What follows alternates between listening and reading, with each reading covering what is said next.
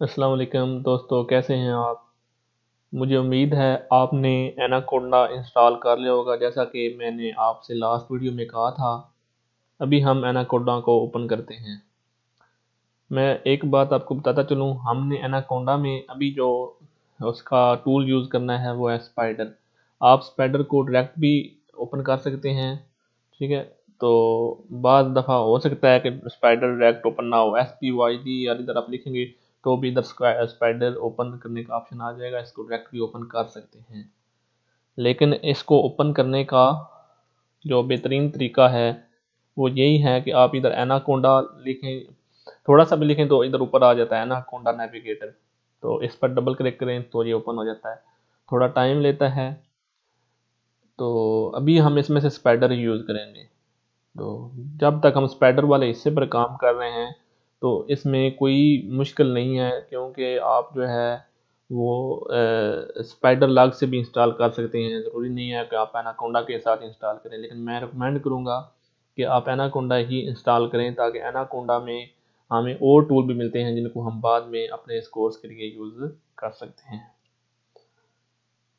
तो आज हम जो कि हमारा पाइथन के लिए जो हमने कहा था इंटीग्रेटेड डेवलपमेंट एनवायरनमेंट यूज़ होता है, हर लैंग्वेज के लिए, हर प्रोग्रामिंग लैंग्वेज के लिए यूज़ होता है।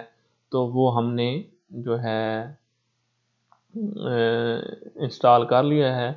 आज से हम देखेंगे कि हम इसमें कोडिंग कैसे करते हैं। ये ओपन होने में थोड़ा टाइम ले रहा है। ये इसका आइकन है, अभी ये ओपन होना शुरू हो गया है। तो ये जो एनाकोंडा नेविगेटर है ये काफ़ी हैवी सॉफ्टवेयर है, क्योंकि इसमें 4 5 6 किस्म के टूल हैं जिनको आपने देखा भी होगा। अगर आपने ओपन करके देखा है तो ये थोड़ा ज़्यादा टाइम ले सकता है ओपन होने में, ठीक है। तो अब इनिशियलाइजिंग हो रही है, तो जब ओपन हो जाए फिर इसमें कोई इशू नहीं आता। ये बहुत अच्छी तरीके से काम करता है।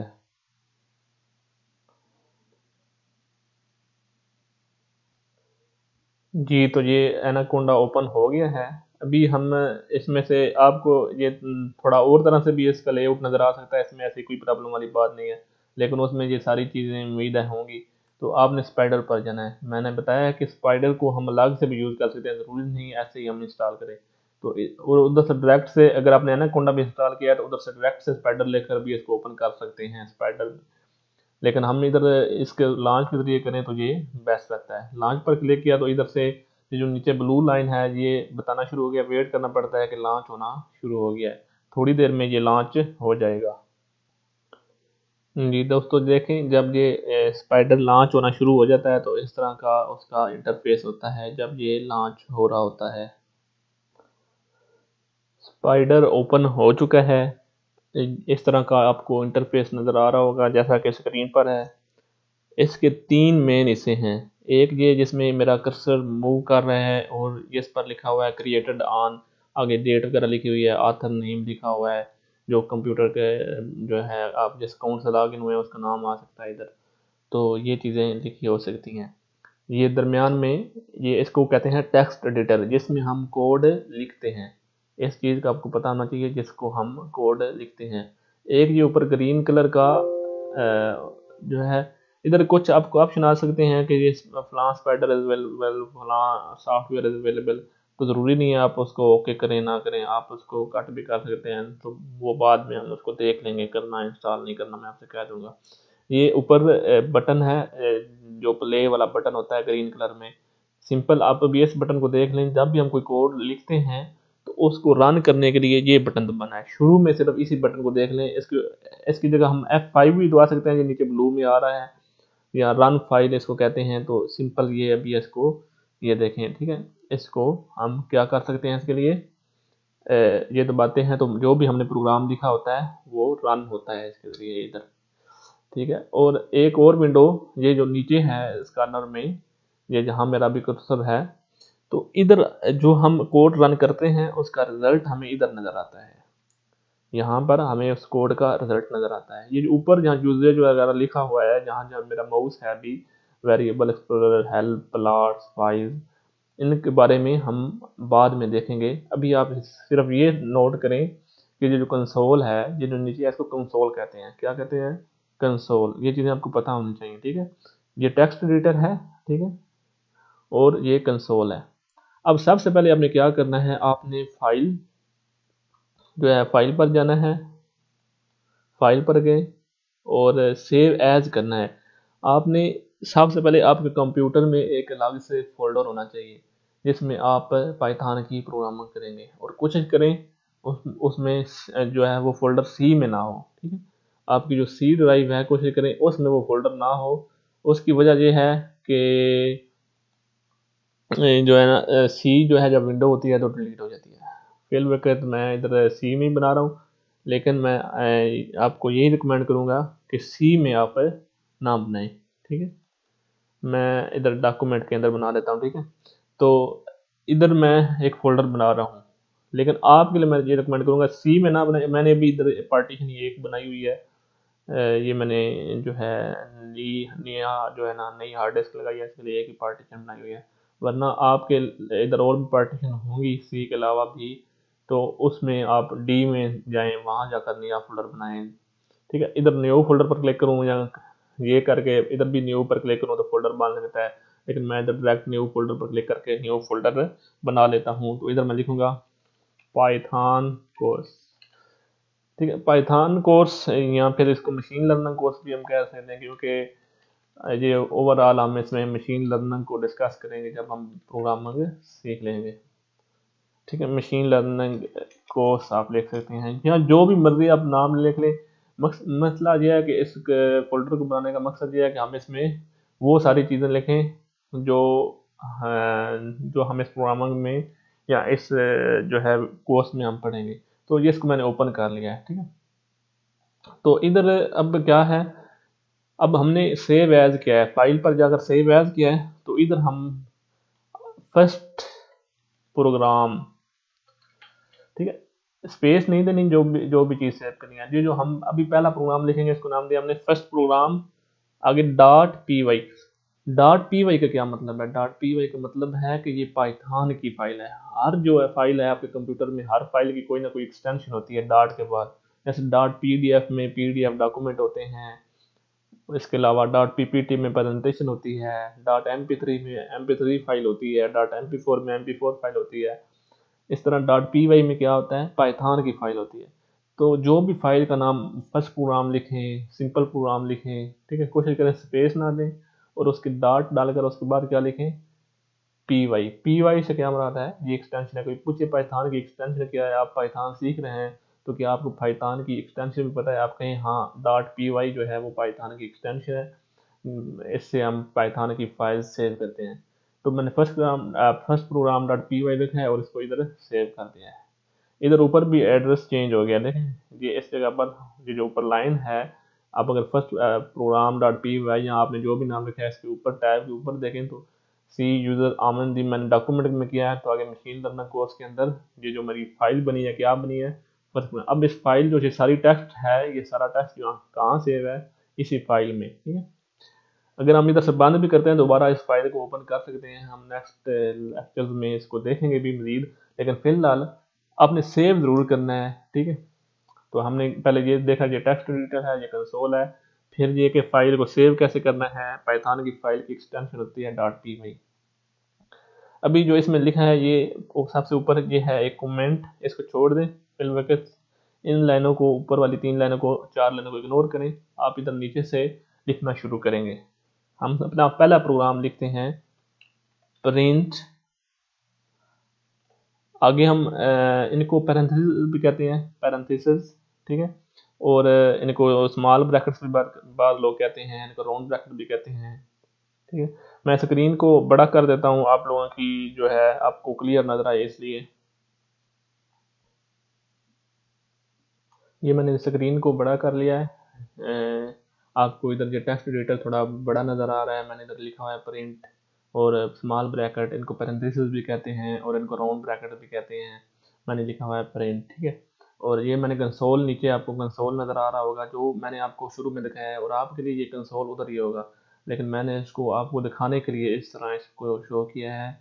बाकी इसमें कोई फ़र्क नहीं है। उसी तरह मैं इधर लिखूँगा प्रिंट, आगे पैरेंथेसिस हैं और इनके अंदर मैं क्या डालूंगा, सिंगल कोट। ठीक है, ये होती है सिंगल कोट, ये जो आपको नज़र आ रही हैं, ठीक है, एक होती है सिंगल कोट, एक होती है डबल कोट। तो सिंगल कोट डालकर मैं जब लिखूंगा माई फर्स्ट प्रोग्राम, अब मैं इसको रन पर क्लिक करता हूँ। अब ये जो लाइन नंबर 1 लिखा हुआ है और ये रन फाइल लिखा हुआ है, ये सारा ये हमें क्या बता रहा है कि जो है मैं आपके प्रोग्राम को रन कर रहा हूँ। ठीक है, तो अब ये रन हो गया। ठीक है, जब रन हुआ है तो इसने ये जो नीचे क्या किया है, माई फर्स्ट प्रोग्राम इसने हमें शो कर दिया है। तो अभी ये जैसा कि नाम से ज़ाहिर है, जब भी हम पाइथन के प्रोग्राम में जैसे प्रिंट लिखेंगे तो जो भी इन ब्रैकेट्स के अंदर और इन कोड आगे इनके कोड्स के अंदर जो भी होगा ये प्रिंट कर देगा। ठीक है, आपने याद रखना है प्रिंट क्या काम करता है पाइथन में। ये एक लैंग्वेज है, हम एक लैंग्वेज सीख रहे हैं, तो हमें पता होना चाहिए कि प्रिंट का क्या मतलब है। प्रिंट का मतलब है प्रिंट करना है, जैसे सिंपल हम कहते हैं हमने पेज प्रिंट कराना है या कुछ भी प्रिंट कराना है, वो भी इसी तरह प्रिंट होता है। लेकिन इसको प्रिंट करने के लिए तरीका क्या है, उसको फिर पैरेंथेसिस में लिखें या राउंड ब्रैकेट्स में लिखें और आगे सिंगल कोट्स के अंदर लिखें जो भी प्रिंट कराना है। हम कहते हैं कि जो है ना it is our second lecture, हमने ये भी प्रिंट करना है, तो हम ये नीचे ले लिखते हैं it is my second lecture of machine learning. ये जो चीज़ें मैं साथ साथ करवाऊंगा इनको अपने ज़हन में ज़रूर रखना है। आगे फिर हमने ऊपर जाकर रन पर क्लिक किया है। ठीक है, जो ग्रीन बटन है उस पर हमने क्लिक किया है, जिसका मैंने बताया था शुरू में। तो ये अभी बता रहा है नीचे कंसोल में कि हमारा प्रोग्राम रन हो रहा है। ठीक है, तो ये देखें उसने कहा है my first program it is my second lecture of machine learning. ठीक है, इसने it is my second lecture of machine learning ये सारा एक ही लाइन में लिखा है। हम कहते हैं ऑफ के बाद जो है ये दूसरी लाइन में चला जाए, तो इसको दूसरी लाइन में भेजने का तरीका क्या है, हम डालते हैं बैक स्लैश। ये बैक स्लैश होती है, बैक स्लैश के बाद हम एन डालते हैं। बैक स्लैश का एन का मतलब होता है बैक स्लैश न्यू लाइन। ठीक है, फिर हम इसको रन पर क्लिक करते हैं। तो अभी देखिए इसने किया गया it is my second lecture of machine learning को फिर इसने सेकंड लाइन पर रख दिया है। ठीक है, ये जो बैक स्लैश एन है इसका मतलब होता है न्यू लाइन। तो आज के लेसन में हमने ये लिखना है कि हमने पहला प्रोग्राम अपना कैसे रन करना है। आपने मुख्तलिफ सैंपल्स रन करने हैं, प्रिंट करके ये देखना है। आपने इस प्रोग्राम को सबसे पहले सेव करना है माई फर्स्ट प्रोग्राम के नाम से, या जिस नाम से भी आप मर्जी चाहें, स्पेस नहीं देनी उसमें, आगे .py जो एक्सटेंशन है। उसके बाद आपने कुछ चीज़ें प्रिंट करनी है, प्रिंट लिख कर स्मॉल ब्रैकेट डालनी है, उनके अंदर सिंगल कोड। ये बात याद रखना है, जब भी हमने कोई भी चीज़ प्रिंट करानी है तो ऐसे करना है। ठीक है, और हमने क्या करना है, जब प्रिंट कर रहे हैं तो हमने इधर बहुत बड़ा टेक्स्ट मिसाल तौर पर लिखना है, जो हमने चाहते हैं कि इतना टेक्स्ट एक लाइन में आए फिर अगले वाला दूसरी लाइन में आए। तो हम बैक स्लैश डालकर, ये जो बैक स्लैश होती है, ठीक है, तो इसको जो है ना हम डालकर आगे जब एन लिखते हैं तो इसका जो मतलब लेता है न्यू लाइन, इसको प्रिंट नहीं करता। ठीक है, इधर देखें जो नीचे कंसोल में देखें तो इसने नहीं प्रिंट नहीं किया। ऑफ के बाद इसने जब बैक स्लैश आती है तो बैक स्लैश का मतलब ये होता है कि इससे आगे वाली चीज़ प्रिंट नहीं करनी, उसका कुछ और मतलब है। तो एन का मतलब होता है न्यू लाइन। सिंपल एन रखते तो वो उसको प्रिंट कर देता। तो बैक स्लैश एन का इसने यही मतलब लेना है कि ये वाला मैंने प्रिंट नहीं करना, अभी इसका कुछ और मतलब है। तो बैक स्लैश एन का मतलब है न्यू लाइन। एक ये बात याद रखने वाली है मेन, एक कि प्रिंट हमने किस तरह करना है। आप बार बार इसको लिखें, कोई भी चीज़ प्रिंट करवाएं, ये एक्सरसाइज है आप लोगों की इस लेक्चर की। और बार बार रन करें, कंसोल में देखें रिजल्ट क्या आता है। ठीक है, सेव करें फाइल को। ठीक है, तो एक तो ये बात होगी। अब दूसरे नंबर पर क्या है, अब मैं बताता हूँ कमेंट क्या होते हैं। ठीक है, हम इसके ऊपर लिखते हैं हैश। ठीक है, इसको इस साइन को क्या कहते हैं, हैश। हैश के बाद हम जो भी लिखेंगे माई नेम इज आमिर, ये इससे हमारे प्रोग्राम को कोई भी फर्क नहीं पड़ेगा, ये बात हमने याद रखनी है। ठीक है, जब भी मैंने लिखा माई नेम इज आमिर, इस हैश के बाद इस लाइन में मैं जो भी लिखूंगा वो प्रिंट नहीं होगा। ठीक है, मैंने बताया था आपको इंटीग्रेटेड डेवलपमेंट एनवायरनमेंट क्या करता है। जो भी हमारा सोर्स कोड है या जो भी हमारा प्रोग्राम लिखा हुआ है, ये हमने प्रोग्रामिंग लैंग्वेज लिखी है, ये पाइथन में हमने लिखा है प्रिंट। तो ये तो हमारा प्रोग्राम क्या करता है, कंपाइलर या इंटरप्रेटर, इसमें जो है वो इंटरप्रेटर है, वो क्या कर रहा है, हमारे इस कोड को बाइनरी में कन्वर्ट कर रहा है। फिर कंप्यूटर समझता है, ये जो इस लाइन में कंप्यूटर समझ रहा है मैंने क्या करना है, उसके बाद वो उसको समझ कर हमें रिजल्ट बता रहा है, जी ये रिजल्ट आया है आपके प्रोग्राम का। ठीक है, लेकिन अभी हम दोबारा रन करते हैं, ये ऐश के आगे हमने इतना कुछ लिखा है लेकिन उसने इसको प्रिंट ही नहीं किया, ना ही प्रोग्राम में कोई एरर दिया है, ठीक है। तो प्रोग्राम में उसने एरर नहीं दिया, ठीक है। तो इसका क्या मतलब है, इसको उसने पढ़ी नहीं है। जैसे ही हम लाइन ऐश डाल दी तो उसने इस पूरी लाइन को पढ़ी नहीं है। जी हम अपनी याददाश्त के लिए हम जो है कमेंट्स को यूज़ करते हैं, ठीक है। कोई पूछे पाइथन में कमेंट्स कैसे कैसे करते हैं, तो अपने कहना हैश डालते हैं और उसके बाद जो भी लिखते हैं वो कमेंट होता है। हम अगर जो भी कोई अच्छा प्रोग्रामर होता है वो कमेंट जरूर करता है। क्या करता है, जो भी अच्छा प्रोग्रामर होगा वो कमेंट्स ज़्यादा से ज़्यादा यूज़ करेगा। जितने आप कमेंट्स यूज़ करते हैं उतने ही आप अच्छे प्रोग्रामर हैं, ये बात नोट कर लें, ठीक है। कमेंट्स में आपने क्या करना है, ठीक है, following two lines are for printing. हम बहुत सारी मुश्किल चीज़ें कर रहे होते हैं, ठीक है, हमें बाद में खुद ही भूल जाता है कि ये लाइन क्या कर रही है। तो हमने इधर लिखा है following two lines are for printing, ठीक है। जब जैसे ही हमने कोई 2-3 न्यू लाइन लिखनी है या हमने कोई नई चीज़ करनी है, हमने ऊपर पहले कमेंट कर लेना है। इसके कितने फ़ायदे होते हैं, इसके मेन फ़ायदे ये होते हैं, एक तो आपको याद रहेगा, जब आप दोबारा करेंगे तो आपको समझ नहीं आएगी ये 2 लाइनें क्या कर रही हैं, तो आप ऊपर अपने कमेंट से पढ़ लेंगे, ठीक है। ये जो है 2 लाइन कमेंट के लिए हैं, ठीक है, या प्रिंटिंग के लिए हैं, ठीक है। और दूसरे नंबर पर अगर आपका प्रोग्राम कोई और बंदा रीड करता है जिसको आपका लॉजिक का नहीं पता, आपने क्या लॉजिक यूज़ किया है, आपने किस तरीके को यूज़ करके प्रोग्राम लिखा है, तो आप कमेंट में ये सारी चीज़ें लिखते हैं तो उसको उसे पता चल जाता है कि जो है ना इसने ये चीज़ें यूज़ की हैं, ठीक है। तो हमने इसमें आगे और कमेंट भी कर सकते हैं, जितने चाहे मर्जी कमेंट कर सकते हैं, ठीक है। और कमेंट करने की आदत ज़रूर डालेंगे हमने शुरू में ही, ठीक है। कमेंट हमारा जो मेमोरी है वो रीड नहीं करती, प्रोग्राम लोड होने में ज़्यादा टाइम कमेंट की वजह से नहीं लगेगा। जो भी कमेंट में लिखेंगे उसको इंटरप्रेटर देखेगा नहीं, ठीक है, ये सिर्फ हमारी याददाश्त के लिए है। जो .py फाइल होगी उसमें ये सारे सेव होंगे। तो ये बात आपने नोट रख लेनी है कि कमेंट कैसे करना है, कमेंट का फ़ायदा क्या होता है, कमेंट आपने करके देखने हैं। कमेंट कमेंट से कोई फ़र्क नहीं पड़ेगा लेकिन आपके प्रोग्राम को ज़रूर फ़र्क पड़ेगा। लेकिन जिस लाइन में भी कमेंट करना है उसमें यही लिखना है कि इट इज़ अब फर्स्ट प्रोग्राम, उसमें शुरू में हमने हैश डालना है, उसके बाद हम जो मर्जी लिखें उस लाइन में वो प्रिंट नहीं होगा। हम रन पर दोबारा क्लिक करते हैं, जी ये देखें, ये इसमें कोई फ़र्क नहीं पड़ा। प्रिंट मैंने बता दिया, \n बता दिया, सेव करने का बता दिया, .py दे दिया कमेंट। अच्छा अब ये ऊपर जो 3-4 लाइनें हैं, ये पहली लाइन में तो कमेंट है लेकिन ये क्या है, ग्रीन लाइनें हुई हुई हैं, यहाँ इनका कलर कुछ और हुआ होता है, उसमें आपको कुछ और नज़र आ रहा हो, या आप कोई इंटीग्रेटेड डेवलपमेंट एनवायरनमेंट किसी और तरह का यूज़ करते हैं। यही लेक्चर इसको पाइथन का किसी और, मैंने बताया बहुत सारे इन्वायरमेंट होते हैं, तो किसी भी इन्वायरमेंट में आप करते हैं तो ये जो ऊपर वाली लाइनें हैं ये क्या काम कर रही हैं, ठीक है। तो जब भी हम कोई चीज़ डबल कोट में लिखते हैं, ठीक है, किस में, डबल कोट में, तो उसको कहते हैं स्ट्रिंग। ये भी जो भी चीज़ हम डबल कोट में लिखेंगे उसको कहते हैं स्ट्रिंग।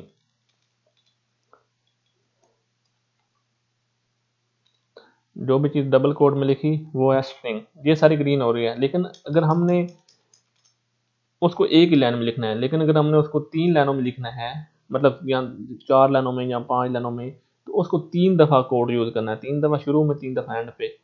आप ये सारी किए हैं स्ट्रिंग, लेकिन ये भी तो इनको भी प्रोग्राम रीड नहीं करेगा, ठीक है। ये देखें प्रोग्राम ने इनको भी रीड नहीं किया, लेकिन फिर कमेंट क्यों, फिर ये तो आसान नहीं है। ये जो 3 हम कोट पर यूज़ करें, 3 नीचे, ये आसान ज़रूर हैं अगर हम मल्टी लाइन कमेंट पाइथन में। वैसे बहुत सारी लैंग्वेज ऐसी हैं जिसमें ये ऐश के अलावा और सिंबल होते हैं जिनकी मदद से हम इस तरह मल्टी लाइन कमेंट कर सकते हैं, लेकिन क्या है कि इसमें हम मल्टी लाइन कमेंट नहीं कर सकते। तो लेकिन सॉरी,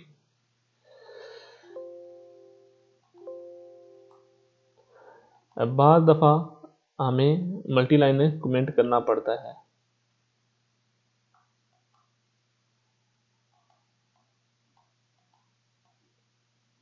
ये कुछ मसला बन गया था, मैंने कुछ टाइप कर दिया और मुझे समझ नहीं आया कि मैंने क्या टाइप किया है। मैं दोबारा इधर टाइप करता हूँ।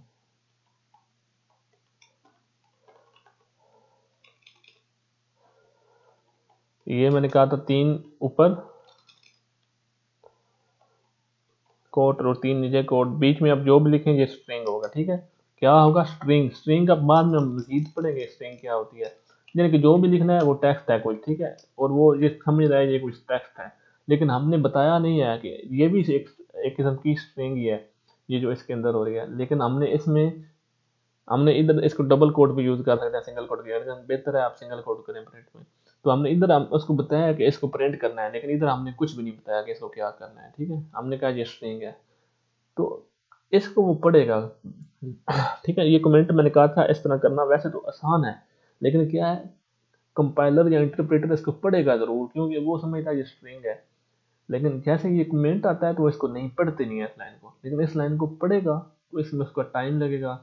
ये तो 3 लाइनें इनको पढ़ने में उसका 1 सेकंड भी नहीं लगेगा, लेकिन जब बड़े प्रोग्राम होंगे, हम हर लाइन के दूसरी लाइन के बाद कमेंट यूज कर रहे होंगे, बार बार हम कमेंट यूज करेंगे। ठीक है, बार बार कमेंट यूज करेंगे ऐश डालकर, तो उनको वो नहीं पड़ेगा। लेकिन हम बार बार ये चीज़ें यूज करें, जो एक आध बार तो ठीक है, ये इधर प्रोग्राम में ऑटोमेटिकली भी उसने यूज कर दिया, अथर ये है फलां ये है, तो हम एक प्रोग्राम की शुरू, प्रोग्राम हज़ारों लाइन का भी हो सकता है, तो शुरू में एक आध दफ़ा तो ये चीज़ ठीक है हम यूज़ कर सकते हैं। लेकिन बार बार इस तरह 3 कोट नीचे 3 कोट ऊपर डालकर बहुत बहुत ज़्यादा टेक्स्ट लिखना, वो फिर हमारे प्रोग्राम को लंबा कर देगा, स्पीड कम कर देगा। हो सकता है आप कोई प्रोग्राम बनाएं, आप एक एप्लीकेशन बनाएं ऐसी कोडिंग के जरिए जिसमें हमने ये स्ट्रिंग बहुत ज़्यादा यूज़ की हुई हो, तो उनको पढ़ने में उसको इतना टाइम लगेगा, उसको ओपन करने में बहुत ज़्यादा टाइम लगा दे। तो ये बात याद रखनी है कि आपने इनको यूज़ नहीं करना, इसका मतलब होता है स्ट्रिंग। ठीक है, इनको एक आध दफ़ा यूज़ किया है तो ठीक है, उससे कोई फ़र्क नहीं पड़ा, लेकिन ज़्यादा दफ़ा यूज़ नहीं करना। एक दो दफ़ा मजबूरी में आप ज़्यादा टेक्स्ट लिखना चाहते हैं ताकि इधर ग्रीन नज़र भी आए, ठीक है, तो उसमें कोई मुज़ायका नहीं है। ठीक है, और नीचे क्या करेंगे, कमेंट हर लाइन के बाद, दूसरी लाइन के बाद। तो आपने आज इन सारी चीज़ों की प्रैक्टिस करनी है, किसकी? सबसे पहले कमेंट्स की, प्रिंट की, और न्यू लाइन में कैसे प्रिंट करना है इस चीज़ की, फाइल कैसे सेव करनी है। कंट्रोल एस अब दबाते हैं, जो हमारा टेक्स्ट लिखा ये सेव हो गया। ठीक है, कंट्रोल एस से भी सेव हो जाता है, कंट्रोल दबाकर एस का बटन दबाएं, फाइल में जाकर सेव, इधर सेव का ऊपर आइकन बना हुआ है, इस पर भी क्लिक करके कर सकते हैं। अगर हमने ये फाइल क्लोज कर दिया, ठीक है, ये हमने फाइल क्लोज कर दिया, इधर कोई और फाइल ओपन हो गया, लेकिन हम चाहते हैं हम पहले वाली फाइल ओपन करें, तो फाइल में ऊपर जाएंगे, ओपन पर जाएंगे। ठीक है, फाइल में जाकर ओपन पर जाकर उसी फोल्डर में जाएंगे, तो यहाँ से ये डायरेक्ट हम ओपन कर लेंगे, ये फाइल हमारी दोबारा ओपन होगी। ठीक है, तो ये कोड हमारा इस तरह सेव होता है, इस तरह हम सारे कोड लिखते हैं, उनको हम प्रिंट करते हैं, उनको जो बाद के लिए सेव कर सकते हैं। तो आज के लेक्चर में इतनी, मैं उम्मीद करता हूँ कि आपको आज का लेक्चर समझ आया होगा।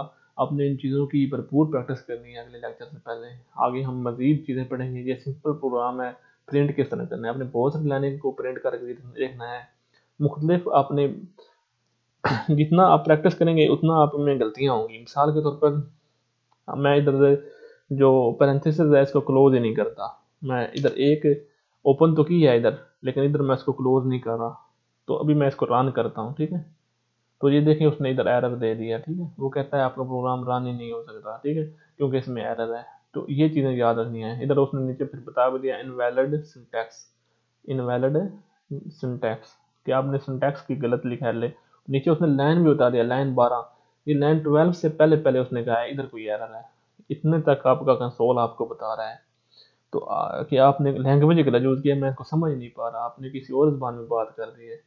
तो इसलिए आपने याद रखना है कि हम जैसे ही प्रिंट करेंगे तो ब्रैकेट ओपन भी करनी है, क्लोज भी करनी है। ठीक है, कोट्स ओपन भी करनी है, क्लोज भी करनी है, उसके अंदर जो टेक्स्ट लिखेंगे वो प्रिंट होगा। ठीक है, तो अपने ये प्रिंट डबल कोट में भी करके देखना है। ये डबल कोट में मैंने किया, अब देखने क्या होता है, अब भी कोई फर्क नहीं पड़ा। ठीक है, फिर भी उसने प्रिंट कर दिया। तो ये बात याद रखनी है कि सिंगल कोट डबल कोट इसमें ज़्यादा फर्क नहीं है प्रिंट के अंदर। ठीक है, तो आप, लेकिन बेहतर है आप सिंगल कोट में करें। तो आज के लेक्चर में इतनी अपने प्रैक्टिस करनी है। अल्लाह हाफिज़।